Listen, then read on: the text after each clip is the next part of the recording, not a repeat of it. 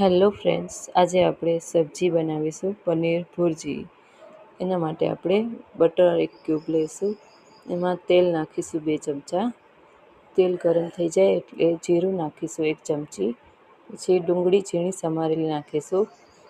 થોડીક સાતળી લઈશું ડુંગળીને, લસણ ઝીણા સમારેલા. પછી કેપ્સિકમ ઝીણું સમારેલું નાખી દઈશું, એ પણ થોડુંક સાતળી લઈશું. પછી એમાં મસાલા નાખી દઈશું. ધાણા જીરું, લાલ મરચું પાવડર, હળદર, મીઠું નાખી દઈશું. પછી ટમેટાં લીલા ઝીણા સમારેલા નાખી દઈશું. પછી પનીર નાખી દઈશું, ક્રશ કરેલું પનીર. અને પછી થોડું પાણી નાખીને થોડીક વાર ગરમ કરીશું. કસૂરી મેથી નાખી દઈશું. તો રેડી છે આપણું પનીર ભુરજી સબ્જી. પનીર પણ હું ઘરે જ બનાવેલું છે. એકદમ ટેસ્ટી સબ્જી રેડી છે.